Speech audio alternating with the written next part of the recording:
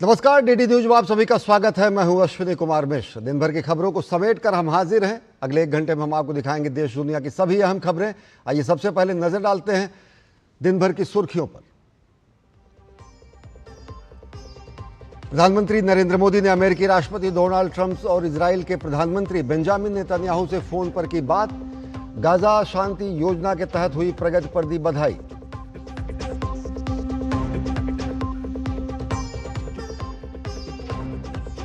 प्रधानमंत्री नरेंद्र मोदी ने मुंबई में की ब्रिटिश प्रधानमंत्री कीर स्टारमर के साथ द्विपक्षीय वार्ता। कई क्षेत्रों में समझौते, ब्रिटेन को बताया स्वाभाविक साझेदार। स्टारमर ने कहा भारत 2028 तक विश्व की तीसरी सबसे बड़ी अर्थव्यवस्था और 2047 तक विकसित भारत बनने की ओर अग्रसर।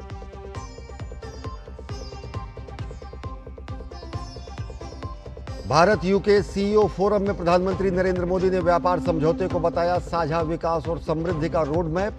कहा मार्केट एक्सेस के साथ ही लाखों युवाओं को मिलेगा रोजगार। दोनों नेताओं ने ग्लोबल फिनटेक फेस्ट में लिया हिस्सा।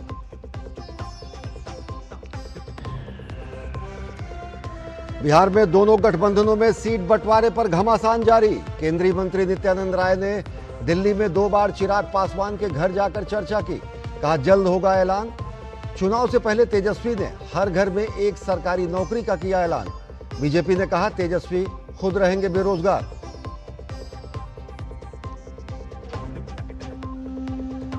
केंद्रीय गृह एवं सहकारिता मंत्री अमित शाह ने दिल्ली में 1816 करोड़ रुपए के विभिन्न विकास कार्यों का किया उद्घाटन और शिलान्यास। कहा इसमें से 80% काम यमुना को निर्मल बनाने का। यमुना जी की कृपा से गंगोत्री से प्रयागराज तक कमल की सरकार।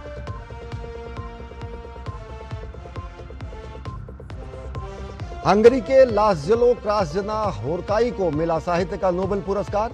दुनिया में आतंक और डर के बीच भी कला को ताकत को दिखाने वाली प्रभावशाली और दूरदर्शी रचनाओं के लिए दिया जा रहा है सम्मान।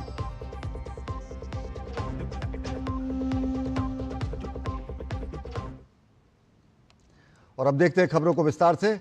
प्रधानमंत्री नरेंद्र मोदी ने अमेरिकी राष्ट्रपति डोनाल्ड ट्रंप से फोन पर बात की। इसकी जानकारी प्रधानमंत्री नरेंद्र मोदी ने अपने सोशल मीडिया प्लेटफॉर्म एक्स पर दी। प्रधानमंत्री नरेंद्र मोदी ने एक्स पर लिखा, अपने मित्र राष्ट्रपति ट्रंप से बात की और ऐतिहासिक गाजा शांति योजना पर सफलता पर उन्हें बधाई दी। व्यापार वार्ता में हुई सकारात्मक प्रगति की भी समीक्षा की। आने वाले हफ्तों में लगातार संपर्क में बने रहने पर सहमति जताई।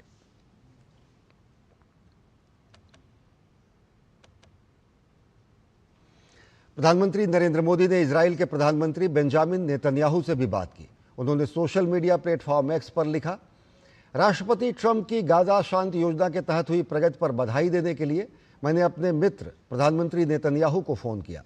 हम बंधकों की रिहाई और गाजा के लोगों को मानवीय सहायता बढ़ाने पर हुए समझौते का स्वागत करते हैं। इस बात की पुनः पुष्टि हुई है कि आतंकवाद किसी भी रूप में या स्वरूप में विश्व में कहीं भी अस्वीकार्य है। प्रधानमंत्री नरेंद्र मोदी ने भारत और ब्रिटेन को स्वाभाविक साझेदार बताया है। उन्होंने कहा कि लोकतंत्र, स्वतंत्रता और कानून का शासन उनके संबंधों की नींव है। मुंबई में ब्रिटेन के प्रधानमंत्री कीर स्टारमर के साथ संयुक्त प्रेस वार्ता को संबोधित करते हुए प्रधानमंत्री नरेंद्र मोदी ने कहा कि दोनों देश वैश्विक स्थिरता और आर्थिक प्रगति के लिए संकल्पबद्ध हैं।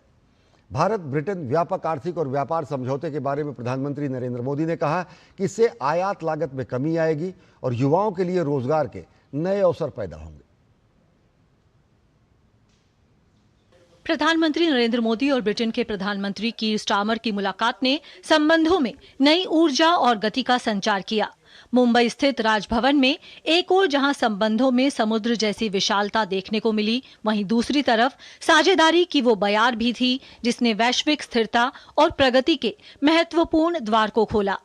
इसी परिसर में भारत यात्रा पर आए ब्रिटेन के प्रधानमंत्री कीर स्टारमर की पीएम मोदी के साथ व्यापक बातचीत हुई, जिसके बाद संयुक्त प्रेस वक्तव्य में प्रधानमंत्री नरेंद्र मोदी ने कहा कि उनके समकक्ष स्टारमर के नेतृत्व में भारत और ब्रिटेन के संबंधों में उल्लेखनीय प्रगति हुई है।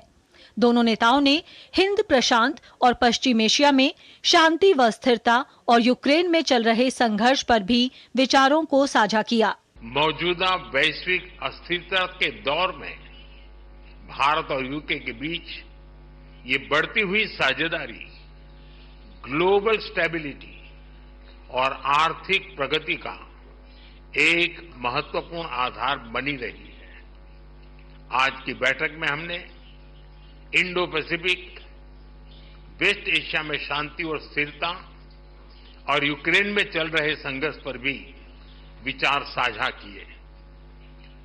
यूक्रेन कॉन्फ्लिक्ट और गाजा के मुद्दे पर भारत डायलॉग और डिप्लोमेसी से शांति की बहाली के सभी प्रयासों का समर्थन करता है। प्रधानमंत्री स्टार्मर के साथ आए शिक्षा क्षेत्र के अब तक के सबसे बड़े और प्रभावशाली प्रतिनिधिमंडल का उल्लेख करते हुए प्रधानमंत्री नरेंद्र मोदी ने कहा कि यह बहुत खुशी की बात है कि अब ब्रिटेन की 9 यूनिवर्सिटीज भारत में कैंपस खोलने जा रही हैं। रक्षा सहयोग के क्षेत्र में भी दोनों देशों ने नई पहल की है। भारत और ब्रिटेन के बीच प्रौद्योगिकी साझेदारी पर जोर देते हुए प्रधानमंत्री मोदी ने कहा कि टेक्नोलॉजी, टैलेंट और ट्रस्ट पर आधारित यह साझेदारी आने वाले समय में वैश्विक स्थिरता में अहम भूमिका निभाएगी। भारत और यूके के बीच टेक्नोलॉजी पार्टनरशिप में अपार संभावनाएं हैं। हम यूके की इंडस्ट्रियल एक्सपर्टाइज, R&D को भारत के टैलेंट और स्केल के साथ जोड़ने पर काम कर रहे हैं। पिछले वर्ष हमने India UK technology security initiative launch किया। इसके तहत हमने क्रिटिकल एंड इमर्जिंग टेक्नोलॉजीज में ज्वाइंट रिसर्च और इनोवेशन के लिए एक मजबूत मंच तैयार किया। दोनों देशों की युवा पीढ़ी को इनोवेशन इस ब्रिज से जोड़ने के लिए हमने कनेक्टिविटी और innovation centre, joint AI research centre जैसे कई कदम उठाए हैं।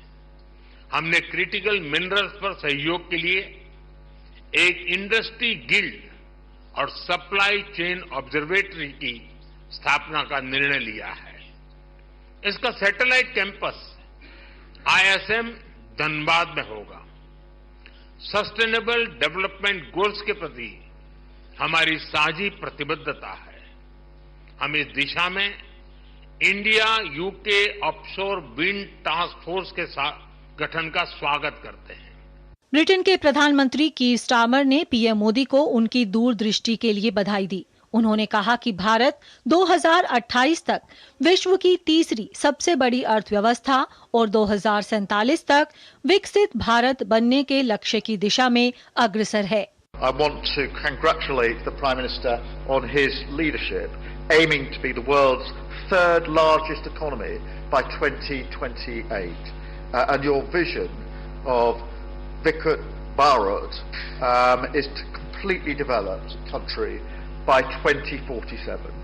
And everything I've seen since I've been here is absolute proof to me that you're on track to succeed in that. So we want to be partners on that journey. बयान में कहा गया कि दोनों देशों के संबंधों की नींव लोकतंत्र, स्वतंत्रता और कानून के शासन जैसे साझा मूल्यों पर आधारित है। दोनों देशों के बीच प्रौद्योगिकी और नवाचार के क्षेत्र में सहयोग नई ऊंचाई पर पहुंचा है। ब्रिटेन में बसे 18 लाख भारतीय दोनों देशों की साझेदारी की जीवंत कड़ी हैं। ब्रिटिश समाज और अर्थव्यवस्था में अपने मूल्यवान योगदान से उन्होंने दोनों देशों के बीच मित्रता, सहयोग और विकास के पुल को मजबूत किया है। ब्यूरो इनपुट्स के साथ मुंबई से श्यामा मिश्रा की रिपोर्ट, डीडी न्यूज। मुंबई में छठे ग्लोबल फिनटेक फेस्ट में प्रधानमंत्री नरेंद्र मोदी और ब्रिटेन के प्रधानमंत्री कीर स्टारमर ने तकनीक को जनकल्याण का साधन बनाने का साझा विजन पेश किया। प्रधानमंत्री नरेंद्र मोदी ने कहा कि भारत ने बीते एक दशक में टेक्नोलॉजी का लोकतांत्रिकरण किया और आज दुनिया के सबसे समावेशी डिजिटल समाज में शामिल है। दोनों नेताओं ने AI, डिजिटल इनोवेशन और फिनटेक साझेदारी को भविष्य की ताकत बताया। भारत यूके सहयोग को वैश्विक विकास और भरोसे की नई दिशा देने का संकल्प भी जताया।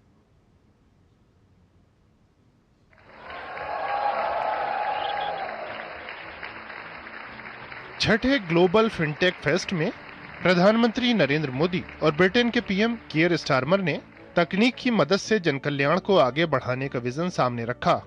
मुंबई के जियो वर्ल्ड सेंटर में 75 से अधिक देशों के प्रतिनिधियों को संबोधित करते हुए पीएम मोदी ने तकनीक और सुशासन के समावेश के भारतीय अनुभव को रेखांकित किया।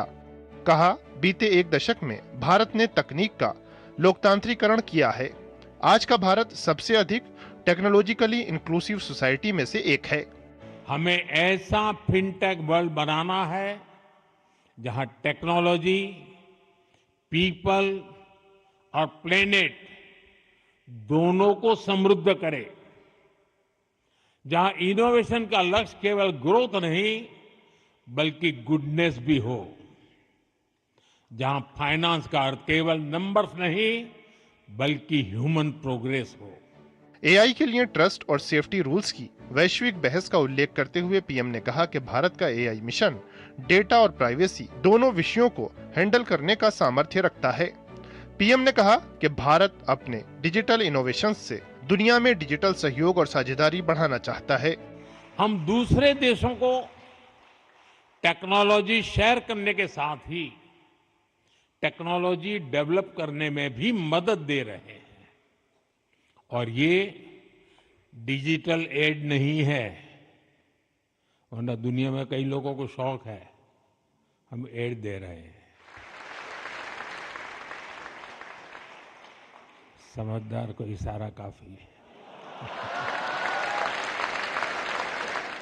ये एड नहीं है बल्कि डिजिटल एम्पावरमेंट है। पीएम ने यूपीआई, डिजी लॉकर, डिजी यात्रा और जेम जैसे प्रयासों को भारतीय डिजिटल इकोनॉमी की रीढ़ बताया। पीएम ने ब्रिटेन के साथ भारतीय साझेदारी की अहमियत को भी रेखांकित किया।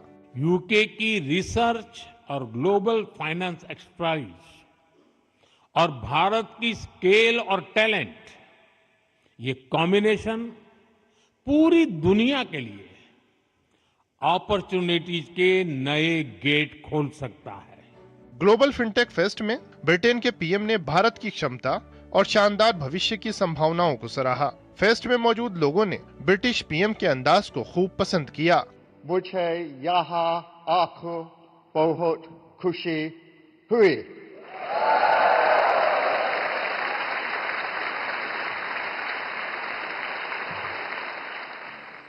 इससे पहले दोनों नेता भारत यूके सीईओ फोरम में शामिल हुए, जहां द्विपक्षीय सहयोग को मजबूत करने की प्रतिबद्धता जताई गई। दोनों देशों को व्यापक आर्थिक और व्यापार समझौते का पूरा लाभ मिल सके, इससे जुड़े उपायों पर भी चर्चा हुई। अब समय है कि हम इन सभी संभावनाओं को कॉन्क्रीट सहयोग में बदलने पर तेज गति से काम करें। Critical minerals, rare earth, API जैसे स्ट्रेटेजिक सेक्टर्स में हमें स्ट्रक्चर्ड तरीके से आगे बढ़ना चाहिए। इससे हमारे संबंधों को एक फ्यूचरिस्टिक दिशा भी मिलेगी। ब्रिटेन के पीएम भारत के साथ बढ़ते सहयोग से पैदा व्यापक संभावनाओं को लेकर बेहद उत्साहित दिखे। दोनों देशों के नेताओं का संदेश साफ था कि द्विपक्षीय सहयोग और विकास ही नहीं, वैश्विक कल्याण के लिए भी रिश्तों को नई ऊंचाई दी जाएगी। Bureau report, DD news. विदेश मंत्रालय ने प्रेस कॉन्फ्रेंस करके ब्रिटेन के प्रधानमंत्री कीर स्टारमर के भारत दौरे की जानकारी मीडिया से साझा की। विदेश सचिव विक्रम मिस्त्री ने बताया कि प्रधानमंत्री नरेंद्र मोदी और ब्रिटेन के प्रधानमंत्री कीर स्टारमर ने द्विपक्षीय वार्ता के दौरान भारत ब्रिटेन के बीच व्यापार और रणनीतिक सहयोग को मजबूती देने की प्रतिबद्धता को एक बार फिर दोहराया। विदेश सचिव ने कहा कि भारत और ब्रिटेन के बीच हुआ व्यापक आर्थिक और व्यापार समझौता भारत पर अमेरिकी टैरिफ असर को कम करेगा। First major area is obviously trade and investment. The free trade agreement that was signed in July is now undergoing the process of ratification in both the countries, and both leaders in fact remarked while even as this process is going on, how excited the trade, business and investment communities in the two countries are at the prospects of the full implementation of this agreement. And in fact, much of the time yesterday between the business leaders of the two countries was spent on making plans for future investment, future trade cooperation between the two sides. So this visit has, in fact, given both sides the opportunity to discuss deepening their strategic economic engagement in order to derive the full benefits from tariff reduction under the FTA. विदेश सचिव विक्रम मिस्री ने बताया कि दोनों नेताओं ने मुंबई में कई नए समझौतों पर हस्ताक्षर किए जिनका मकसद शिक्षा में साझेदारी को बढ़ाना और रक्षा और समुद्री सहयोग को मजबूत करना है। दोनों नेताओं के बीच नई शिक्षा नीति के तहत शिक्षा क्षेत्र में साझेदारी बढ़ाने पर सहमति बनी है। साथ ही समुद्री क्षेत्र में सहयोग पर भी बात हुई जिसमें इंडो पैसिफिक भी शामिल है। As you might be aware, the UK Carrier Strike Group is currently off the western coast of India, exercising with the Indian Navy under exercise Konkan. The two leaders discussed the possibility of collaboration in electric propulsion technology and the implementation of the Defence Industrial Roadmap. Two leaders also discussed cooperation in the maritime domain, including in the Indo-Pacific, and welcomed progress made in establishing a regional maritime security center of excellence to further our cooperation under India's initiative of setting up the Indo-Pacific Oceans Initiative. रक्षा मंत्री Rajnath Singh Australia के 2 दिवसीय दौरे पर हैं, जहां पहले दिन उन्होंने दोनों देशों के बीच 3 अहम रक्षा समझौतों पर हस्ताक्षर किए। कैनबरा में हुई व्यापक द्विपक्षीय बैठक में भारत और ऑस्ट्रेलिया ने हिंद प्रशांत क्षेत्र की सुरक्षा, रक्षा उद्योग, विज्ञान प्रौद्योगिकी के क्षेत्र में सहयोग को और गहरा करने का संकल्प दोहराया। राजनाथ सिंह ने स्पष्ट संदेश दिया कि आतंकवाद और बातचीत साथ साथ नहीं चल सकते और वैश्विक समुदाय से आतंकवाद के खिलाफ एकजुट होने की उन्होंने अपील की। रक्षा मंत्री राजनाथ सिंह ने ऑस्ट्रेलिया की अपनी 2 दिवसीय आधिकारिक यात्रा के पहले दिन कैनबरा में ऑस्ट्रेलिया के उप प्रधानमंत्री और रक्षा मंत्री रिचर्ड मार्लेस के साथ एक व्यापक द्विपक्षीय बैठक की। यह बैठक भारत ऑस्ट्रेलिया व्यापक रणनीतिक साझेदारी के 5 वर्ष पूरे होने के अवसर पर हुई, जिसमें दोनों पक्षों ने सैन्य अभ्यास, समुद्री सुरक्षा, रक्षा उद्योग सहयोग और विज्ञान एवं प्रौद्योगिकी में संयुक्त अनुसंधान सहित कई क्षेत्रों में रक्षा सहयोग को गहरा करने की अपनी साझा प्रतिबद्धता को दोहराया। ये बातचीत 3 प्रमुख समझौतों पर हस्ताक्षर के साथ समाप्त हुई, जिसमें सूचना साझाकरण पर एक समझौता, पनडुब्बी खोज और बचाव सहयोग पर एक समझौता ज्ञापन और संयुक्त स्टाफ वार्ता की स्थापना पर संदर्भ की शर्तें शामिल हैं। बैठक के दौरान राजनाथ सिंह ने आतंकवाद के खतरे के संबंध में भारत के रुख को दोहराया कि आतंक और बातचीत साथ साथ नहीं चल सकते, आतंक और व्यापार साथ साथ नहीं चल सकते तथा पानी और खून एक साथ नहीं बह सकते। उन्होंने अंतर्राष्ट्रीय समुदाय से आतंकवाद के सभी रूपों के खिलाफ एकजुट होने का भी आग्रह किया। साथ ही एक स्वतंत्र, खुले और लचीले हिंद प्रशांत क्षेत्र के लिए सहयोग को और गहरा करने पर जोर दिया। मुझे पूरा विश्वास है कि आने वाले वर्षों में हम एक नए मोमेंटम के साथ मिलजुल कर काम करेंगे और इससे हमारे बाइलेटरल डिफेंस रिलेशन और आगे बढ़ने में मदद मिलेगी। और पिछले 3 सालों में डिफेंस कोऑपरेशन में हम लोगों ने बहुत ही अच्छी प्रगति की है और ये डिफेंस कोऑपरेशन हम दोनों देशों के बीच बढ़ते हुए संबंधों के साथ कदम मिलाकर चल रही है। और एक्सेलेंसी हमारे नेवल शिप्स अक्सर ऑस्ट्रेलिया का दौरा करते हैं। ये दौरे भारत की इंडो पैसिफिक क्षेत्र में पीस, स्टेबिलिटी और सिक्योरिटी के प्रति कमिटमेंट को रेखांकित करते हैं। यह महासागर यानी mutual and holistic advancement for security and growth across the region के विजन के अनुरूप है। ऑस्ट्रेलिया के रक्षा मंत्री रिचर्ड मार्लेस ने भारत के साथ हुए समझौते पर खुशी जाहिर की। उन्होंने कहा कि हम जो गहरा विश्वास और रणनीतिक तालमेल देख रहे हैं वो अब दोनों रक्षा बलों के बीच कहीं अधिक गहन परिचालन स्तर की सहभागिता में व्यक्त हो रहा है।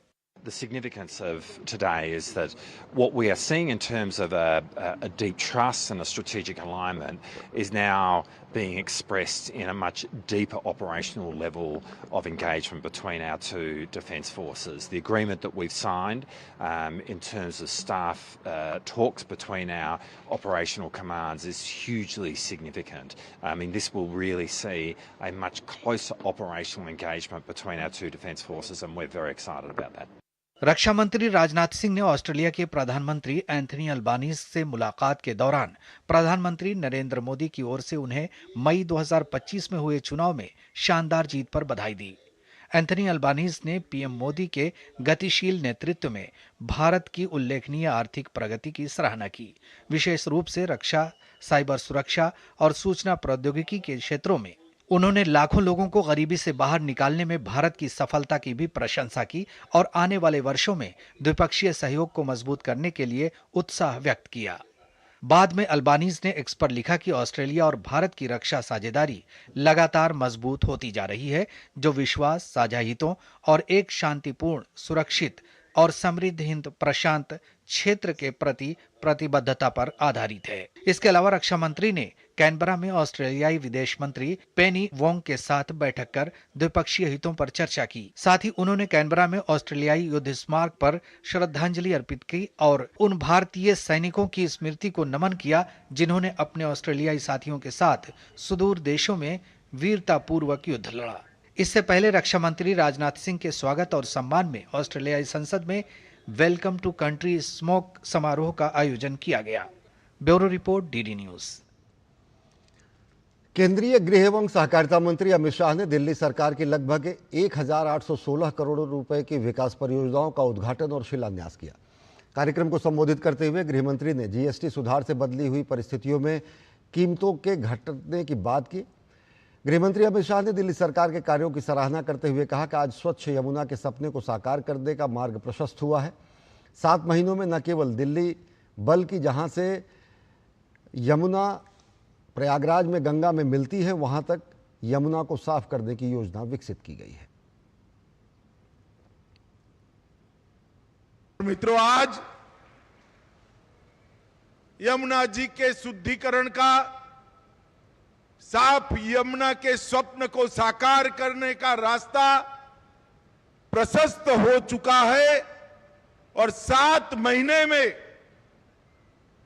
न केवल दिल्ली के सामने यमुना जी जब गंगा जी को मिलती है, प्रयागराज तक यमुना जी को स्वच्छ करने की कार्य योजना नरेंद्र मोदी जी के नेतृत्व में बन चुकी है।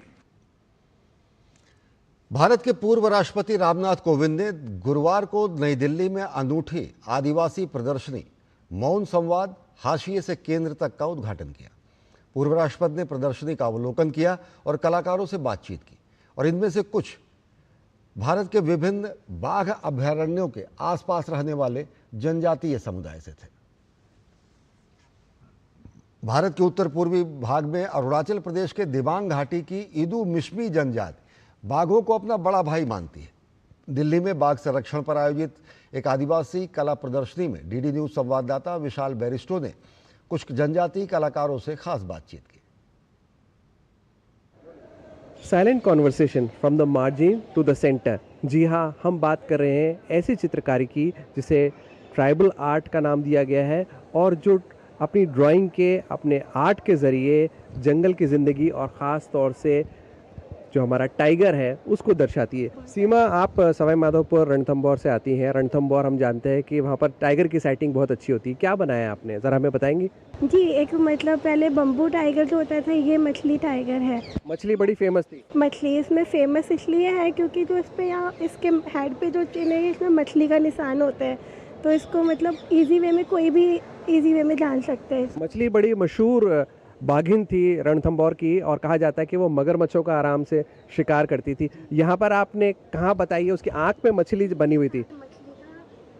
तो जैसे कि आप देख सकते हैं ये एक ऐसा डिज़ाइन है जो मछली नुमा है, इसलिए इसका नाम मछली था और मछली बहुत मशहूर फेमस थी इस वजह से, तो ये निशान की वजह से जानी जाती है। आपने क्या बनाया आपने? मैंने मदर लव एंड नेचर पर बनाया है। बताइए कौन सी पेंटिंग है आपकी? ये वाली है। हमारे यहाँ चंद्रपुर में जो फेमस है ताडोबा में जो फीमेल टाइगर ज़्यादातर रहती है क्योंकि उधर बछड़े ज़्यादा रहेंगे तो और पॉपुलेशन नहीं बढ़ेगी, क्योंकि वो जो नेचर के साथ खिलवाड़, मुझे क्या बोलते हैं उसको, पंछी सब नेचर के रहते हैं ना, क्या उसके हिसाब से बनाए हैं। और क्या दिखाना चाहती है आप अपनी पेंटिंग में? मैं जो बैगा है और जो आज भी वो वन्यजीव के साथ कितने अच्छे से रह सकते हैं, और उसमें उसकी ममता को दिखाया है मैंने कि वो एक टाइगर के छोटे से बच्चे को पानी पिला रही है। जैसे कि आपने देखा, ये तमाम लोग यही दर्शाते हैं कि वन्यजीव हम मानवों के लिए, मनुष्यों के लिए कितना ज़रूरी है और क्यों हमें इनको बचाए रखना, इनको बनाए रखना ज़रूरी है। क्योंकि वन्यजीव होंगे तो जंगल होंगे और जंगल होंगे तो हमारा पर्यावरण सुरक्षित रहेगा। कैमरामैन आलोक गुप्ता के साथ मैं विशाल बैरिस्टो, डीडी न्यूज़, दिल्ली। गुजरात में मुख्यमंत्री भूपेंद्र पटेल और रेल, सूचना प्रसारण एवं प्रौद्योगिकी मंत्री अश्विनी वैष्णव ने वाइब्रेंट गुजरात क्षेत्रीय सम्मेलन उत्तर गुजरात का उद्घाटन किया। इस अवसर पर केंद्रीय मंत्री अश्विनी वैष्णव ने कहा कि गुजरात सेमीकंडक्टर, आधुनिक लॉजिस्टिक्स और इलेक्ट्रॉनिक्स विनिर्माण के क्षेत्र में भारत की विकास यात्रा का आधार स्तंभ बन रहा है। गुजरात सेमीकंडक्टर, इलेक्ट्रॉनिक्स और लॉजिस्टिक का एक केंद्र है जो 2047 तक भारत को एक विकसित राष्ट्र बनाने की दिशा में अग्रणी भूमिका निभाएगा। इस क्षेत्र में अब तक कुल 1,25,000 करोड़ रुपए से अधिक का निवेश हो चुका है। केंद्रीय इलेक्ट्रॉनिक्स घटक विनिर्माण योजना के लिए 1,15,000 करोड़ रुपए के प्रस्ताव प्राप्त हुए हैं। उन्होंने कहा कि गणपत विश्वविद्यालय और 12 से अधिक कॉलेजों में उन्नत सेमीकंडक्टर उपकरणों और 5G प्रयोगशालाओं पर प्रशिक्षण शुरू हो गया है और इससे प्रतिभा विकास से लेकर डिजाइन और विनिर्माण तक एक संपूर्ण मूल्य श्रृंखला का निर्माण होगा। और अब बात बिहार की सियासी पिच पर खेल दिलचस्प मोड़ पर है। एक तरफ एनडीए के भीतर सीट बंटवारे को लेकर माथापच्ची चल रही, तो वहीं दूसरी तरफ महागठबंधन में नेतृत्व और पद को लेकर खींचतान मची हुई है। और इस सबके बीच प्रशांत किशोर की नई चाल। कौन किसके साथ रहेगा, कौन किससे मिलेगा, ये तो जनादेश बताएगा, फैसला जनता करेगी।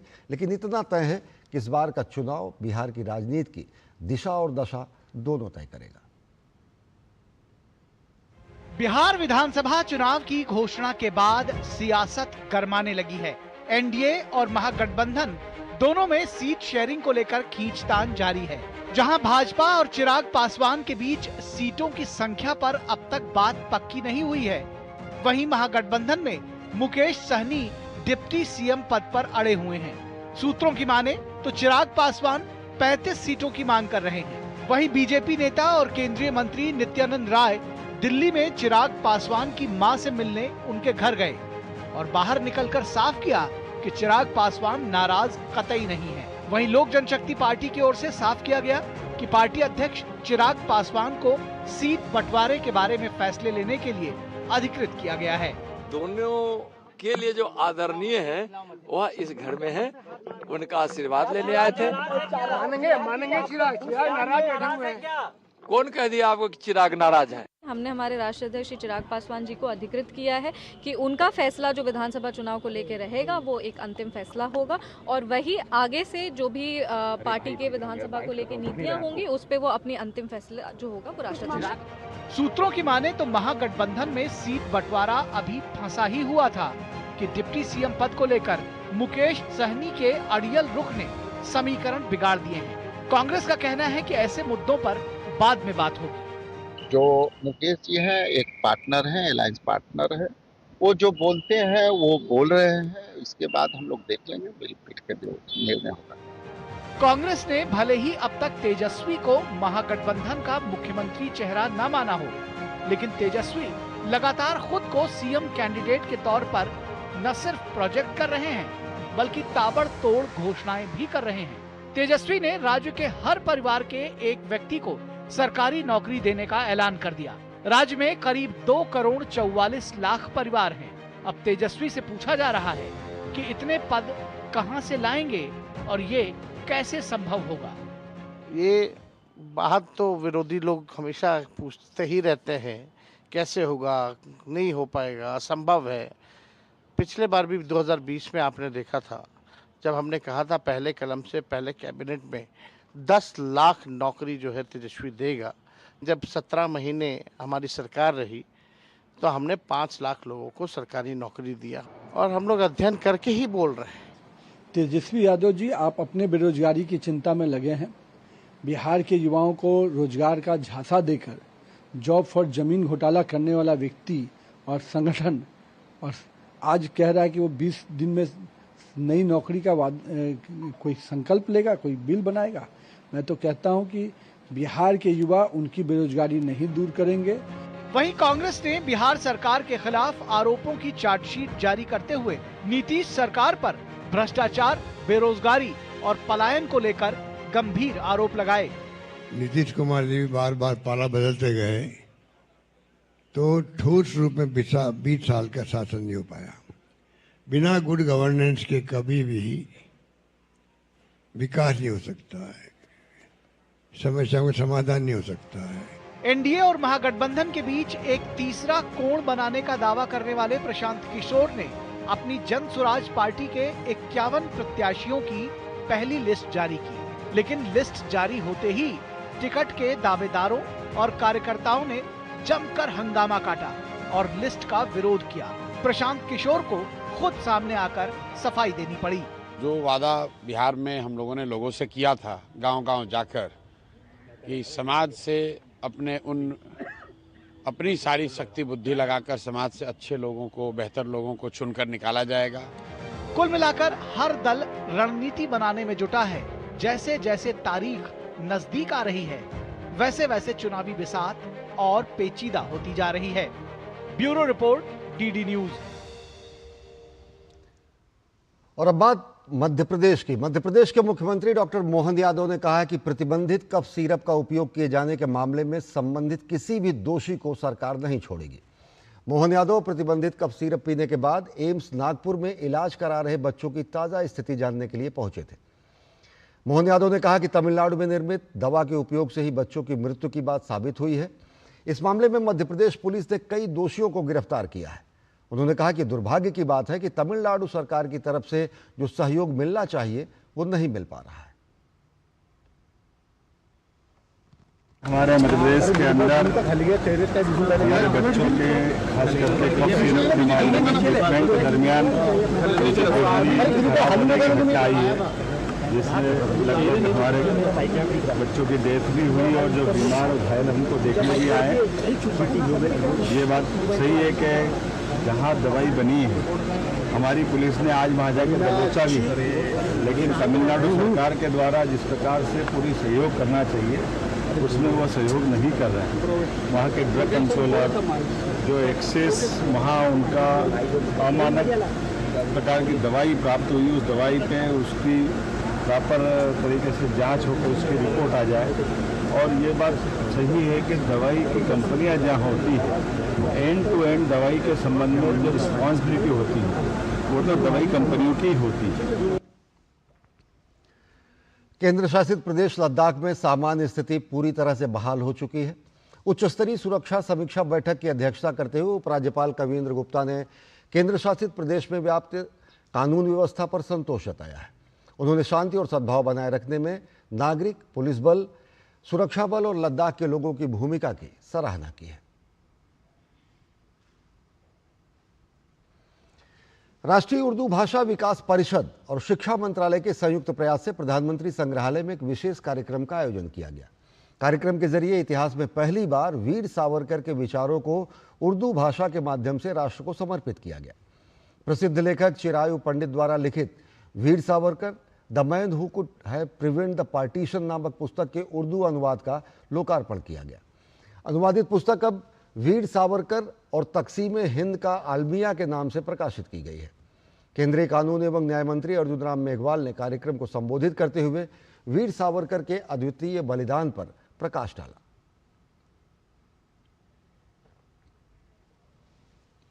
जो ये पुस्तक आई है, जब इसको जानेंगे तो वीर सावरकर जी का दिल था कौमी एकता, ये जानेंगे। 1939 में कलकत्ता में हिंदू महासभा के 21वें सत्र में सावरकर जी ने अपने अध्यक्षीय संबोधन में स्पष्ट रूप से कहा कि हिंदू और मुसलमान अपने ऐतिहासिक मतभेदों को भुलाकर ही हिंदुस्तानी की साझा भावना से संवैधानिक देश बना सकते हैं। 1931 में उन्होंने समाज सुधारक के रूप में पतित पावन मंदिर का निर्माण किया, लोग बोलते ही नहीं है, एवं दलितों सहित सभी हिंदुओं के प्रवेश की अनुमति दी। अर्जुन राम मेघवाल ने बताया कि बाबा साहब भीमराव अंबेडकर और वीर सावरकर का गहरा तालमेल था, लेकिन इसे इतिहास में उचित स्थान नहीं दिया गया। डॉक्टर अंबेडकर के 50वें जन्म दिवस अवसर पर सावरकर जी अपना विशेष संदेश भेजते हैं बाबा साहब को, और वो कहते हैं कि अपने व्यक्तित्व, विद्वता, संगठन, कौशल और नेतृत्व क्षमता से डॉक्टर अंबेडकर आज देश के मुख्य आधार स्तंभ बन गए। और लोग कह रहे हैं बाबा साहब अंबेडकर के तो मेल मिलाप ही नहीं था। प्रधानमंत्री जी ने साफ साफ कहा है कि जो भारतीय भाषाएं संविधान की 8वीं अनुसूची में उल्लेखित हैं, उन सब भाषाओं का मैं उत्थान करूंगा, वो हमारी सबकी भाषा है। केंद्रीय कृषि एवं किसान कल्याण मंत्री शिवराज सिंह चौहान ने प्रधानमंत्री धन धान्य कृषि योजना और दलहन आत्मनिर्भरता मिशन को किसानों के लिए मील का पत्थर बताया है। कृषि मंत्री ने कहा कि इस मिशन के तहत दालों के क्षेत्रफल को बढ़ाने का प्रयास किया जाएगा। प्रधानमंत्री जी के मार्गदर्शन और प्रेरणा से दालों में आत्मनिर्भरता प्राप्त करने के लिए दलहन मिशन कृषि और किसान कल्याण विभाग ने बनाया है। इस दलहन मिशन में हमारा लक्ष्य है 2030-31 तक हम दालों के एक तो क्षेत्रफल को, जो दालें जितने एरिया में बोई जाती हैं, ओवरऑल हम क्षेत्रफल भी बढ़ाएंगे। अभी जो क्षेत्रफल है वह 275 लाख हेक्टर, इसको बढ़ा के 310 लाख हेक्टर किया जाएगा, ये हमने टारगेट रखा है। सीबीआई की टीम ने वांछित भगोड़े मनकंथिदल थेक्केडी उर्फ शीला अलियानी को सऊदी अरब से वापस लाया है। सीबीआई ने इंटरपोल के माध्यम से शीला अलियानी के खिलाफ रविवार को रेड कॉर्नर नोटिस जारी कराया था। सीबीआई को आपराधिक षड्यंत्र और धोखाधड़ी के एक मामले में शीला अलियानी की तलाश थी। पिछले कुछ वर्षों में इंटरपोल चैनलों के समन्वय के माध्यम से 130 से अधिक वांछित अपराधियों को भारत वापस लाया जा चुका है।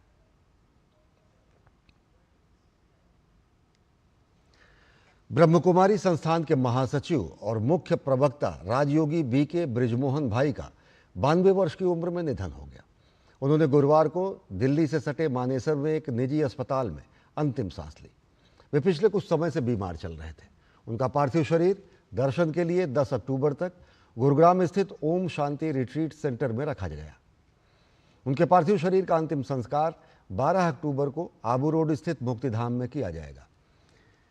7 जनवरी 1934 को पंजाब के अमृतसर में जन्मे राजयोगी बृजमोहन भाई ने दिल्ली विश्वविद्यालय से वर्ष 1953 में कॉमर्स ऑनर्स में स्नातक किया और वर्ष 1955 में एलएलबी की डिग्री प्राप्त की। उन्होंने अपने जीवन में अनेक धर्म ग्रंथों का अध्ययन किया। 22 वर्ष की उम्र में ब्रह्मकुमारी संस्था के संपर्क में आने के बाद उनके जीवन की दिशा बदल गई। यहाँ उन्होंने राजयोग साधना सीखी, ब्रह्मचर्य का व्रत लिया और विश्व सेवा में अपने को समर्पित कर दिया। भारत सरकार के फर्टिलाइजर कॉरपोरेशन ऑफ इंडिया में 17 वर्ष तक सेवा देने के बाद राजयोगी बृजमोहन भाई वर्ष 1973 में वित्त प्रबंधक के पद से इस्तीफा देकर संस्था से पूरी तरह जुड़ गए। उन्होंने संस्था द्वारा विश्व भर में आयोजित अनेक सभाओं, सम्मेलनों में हिस्सा लिया और मुख्य वक्ता के रूप में जन जन को आध्यात्मिक ज्ञान से रूबरू कराया। उत्तर प्रदेश के सुल्तानपुर में दुर्गा पूजा की शुरुआत अष्टमी के दिन से शुरू होती है। परंपरा के अनुसार यहाँ की दुर्गा पूजा तब शुरू होती है जब सभी स्थानों पर प्रतिमाएं विसर्जित हो चुकी होती हैं। सुल्तानपुर की दुर्गा पूजा का इतिहास बेहद पुराना है। शहर के ठठेरी बाजार में मंगलवार की देर शाम विधिवत पूजा अर्चना के बाद विसर्जन की शोभा यात्रा शुरू हुई और गुरुवार को दुर्गा प्रतिमाओं का विसर्जन कर दिया गया। नगरवासियों और जनपदवासियों ने विधिवत पूजा अर्चना कर नाचते गाते हुए माता के विदाई कार्यक्रम में हिस्सा लिया।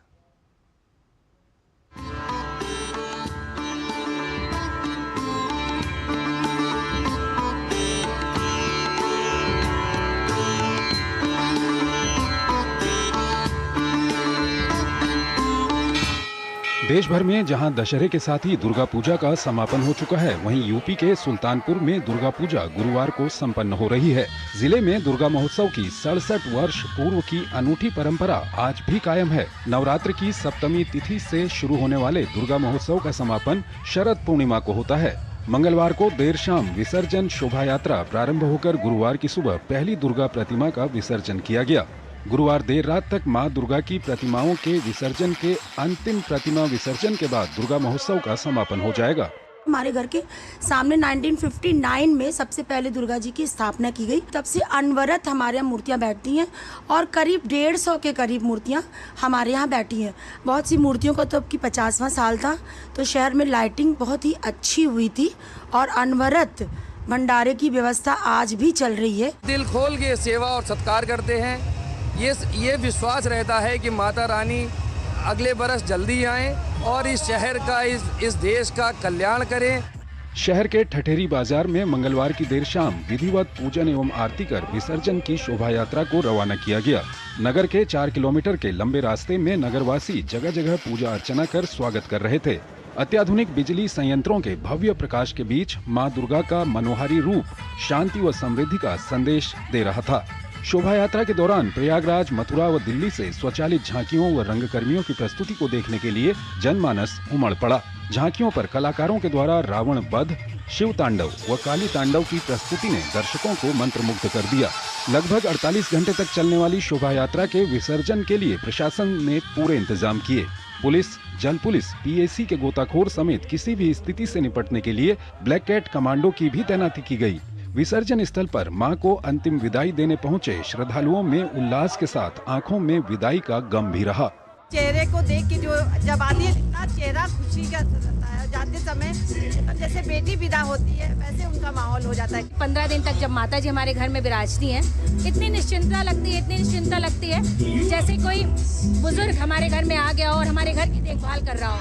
सुल्तानपुर की दुर्गा पूजा देश की सबसे अनोखी पूजा है जो सबसे अलग है। इस बार उसका 67वां साल था।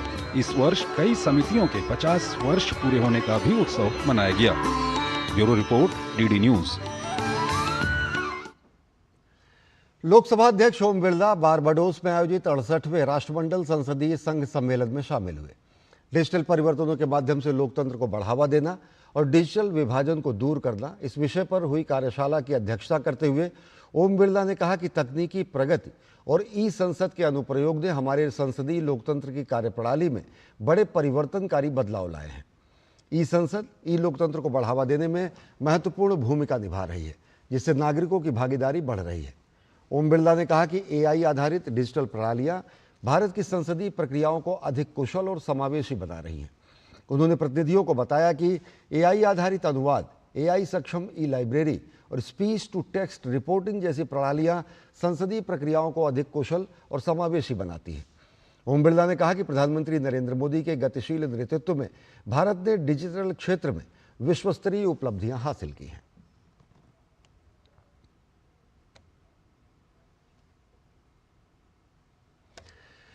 संयुक्त राष्ट्र महासभा में भारतीय प्रतिनिधिमंडल ने पाकिस्तान को बेनकाब किया है। संयुक्त राष्ट्र में पाकिस्तान के उत्पीड़न और दुष्प्रचार को भारत ने उजागर किया है। जम्मू कश्मीर पर पाकिस्तान की निराधार टिप्पणियों को खारिज करते हुए पीपी चौधरी ने दोहराया कि जम्मू कश्मीर भारत का अभिन्न और अविभाज्य अंग है। पाकिस्तान को आईना दिखाते हुए उन्होंने कहा कि पाकिस्तान अपने यहाँ चुनावों में धांधली करता है, लोकप्रिय नेताओं को जेल में डालता है और अपनी ही जनता पर बमबारी करता है। अपने संकीर्ण राजनीतिक उद्देश्यों को पूरा करने के लिए पाकिस्तान संयुक्त राष्ट्र के मंचों का दुरुपयोग भी करता है। उन्होंने विश्व समुदाय को याद दिलाया कि पाकिस्तान के सेना प्रमुख ने कैसे पाकिस्तान को डंप ट्रक बताया है, जो कि उनके शासन के सड़न को उजागर करता है। पीपी चौधरी ने कहा कि पिछले एक दशक में भारत में 25 करोड़ से ज़्यादा लोगों को बहुआयामी गरीबी से बाहर निकाला गया है, जबकि 80 करोड़ लोग सार्वजनिक वितरण प्रणाली से लाभान्वित हो रहे हैं। उन्होंने जोर देकर कहा कि सामाजिक सुरक्षा अब 64.3% आबादी को कवर करती है। प्रधानमंत्री नरेंद्र मोदी के नेतृत्व में भारत पाकिस्तान की विभाजनकारी और दमनकारी नीतियों के विपरीत वैश्विक दक्षिण और संयुक्त राष्ट्र के एक विश्वसनीय भागीदार के रूप में खड़ा रहेगा। इससे पहले सांसद पीपी चौधरी सहित पूरे प्रतिनिधिमंडल ने संयुक्त राष्ट्र मुख्यालय में राष्ट्रपिता महात्मा गांधी की प्रतिमा पर पुष्पांजलि अर्पित की। My delegation has to respond to the falsehood and propaganda peddled by Pakistan. We reject the baseless and distorted remarks on Union territory of Jammu and Kashmir, an integral and inalienable part of India. Pakistan continued to display its utter lack of respect for this august forum by misusing the principle of self-determination to further its narrow political ends. A country that regularly rigs its election, jailed its popular leaders, bombed its population, and is presently brutally suppressing popular protests should be ashamed to point fingers at others. The truth is, Pakistan is diverting focus from the failed state it is. Nothing short can be expected from a country that its own army chief characterized as a dump truck. As India works towards a Viksit Bharat, a developed India by 2047, we remain a steadfast partner of the Global South and the UN system to fulfill the pledge of leaving no one behind. और भौतिक और रसायन क्षेत्र में Nobel पुरस्कारों की घोषणा के बाद मौका था साहित्य के क्षेत्र में सर्वश्रेष्ठ नोबेल पुरस्कारों की घोषणा का। और इसमें हंगरी के प्रसिद्ध लेखक, उपन्यासकार और स्क्रीन राइटर लास्लो क्रास्ना-होर्काई को उनके साहित्य जगत में अनुपम योगदान के लिए नोबेल पुरस्कार देने की घोषणा की गई। लास्लो क्रास्ना-होर्काई को उनके सम्मोहक और दूरदर्शी रचना के लिए साहित्य का सबसे बड़ा पुरस्कार नोबेल पुरस्कार मिला। The 2025 Nobel Prize laureate of literature, Laslo क्रास्ना-होर्काई। Laslo क्रास्ना-होर्काई गहरी सोच वाली उदास कहानियां लिखते हैं जो हर वर्ग के पाठकों के दिमाग पर गहरा प्रभाव छोड़ती हैं। समाज में एक नए तरह के रचनात्मक परिवर्तन के लिए प्रेरित करती हैं। इनकी लिखी किताबों के बारे में कहा जाता है कि इनकी लेखन शैली सर्वनाशकारी आतंक के बीच कला की शक्ति को प्रदर्शित करती है, जो समाज में बदलाव की एक नई राह दिखाती है। लास्लो क्रास्ना-होर्काई को सर्वनाश का लेखक भी कहा जाता है। लास्लो क्रास्ना-होर्काई का जन्म 1954 में हुआ था। इनका लिखा पहला उपन्यास सेंटान टैंगो 1985 में प्रकाशित हुआ, जिसने इन्हें हंगरी में एक लेखक के तौर पर प्रतिष्ठित किया। उपन्यास सेंटान टैंगो और द मेलांकोली ऑफ रेजिस्टेंस पर फिल्में भी बन चुकी हैं। बैरन बेनकाहम की होमकमिंग नाम के उपन्यास के सम्मोहक वाक्यों से पाठकों के भीतर निराशा से आशा की तरफ जाने की प्रेरणा मिलती है। द मेलांकोली ऑफ रेजिस्टेंस एक छोटे से गांव और उसके लोगों की मुश्किल भरी जिंदगी के इर्द गिर्द घूमती है, जो मानव स्वभाव के दोष और गुणों को बखूबी पेश करती है। He published his first work before the fall of the wall in 1985, and he's been extremely active since then up until now. And he is, you can say that he's an extension maybe of the European modernist kind of epic writing that we have seen so many examples of before. But it takes it to new heights, if you can call it that. Laslo क्रास्ना-होर्काई मध्य यूरोपीय परंपरा के एक महाकाव्य लेखक है। Nobel पुरस्कार चयन समिति ने बताया कि उनके लेखन में दर्शन होता है जो आज के पाठकों को काफी प्रभावित करता है। 2025 में नोबेल पुरस्कार विजेता साहित्यकार की किताबों में मानवता, अराजकता और आधुनिक समाज के संकटों का जिक्र बड़ी ही बेबाकी से किया जाता है। Bureau report, DD news. और नेपाल में लगातार बारिश और बाढ़ और भूस्खलन की वजह से जनजीवन बुरी तरह प्रभावित हुआ है। 3 और 4 अक्टूबर को हुई भारी बारिश के बाद बागमती, कर्णाली, गंडकी और कोशी प्रदेश में कई सड़कें बंद हैं। कोशी राजमार्ग के संखुआ सभा में, मेची राजमार्ग के इलाम में और तामोर कॉरिडोर के पंचथर में भूस्खलन से रास्ता अवरुद्ध है। बागमती प्रदेश में पासांग, लामू, बीपी राजमार्गों पर आवागमन ठप है। हालांकि धनकुटा में कोशी और मकवानपुरा में कांती राजमार्ग पर एक तरफा यातायात जारी है, जबकि कर्णाली कॉरिडोर हुमला और कालीकोट के बीच अब भी बंद है।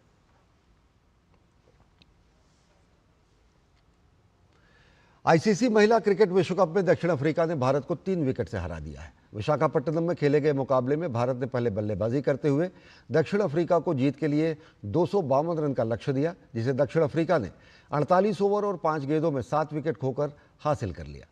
इस विश्व कप में भारत की 3 मैचों में यह पहली हार है। विश्व कप में भारत का अगला मुकाबला रविवार को ऑस्ट्रेलिया से होगा।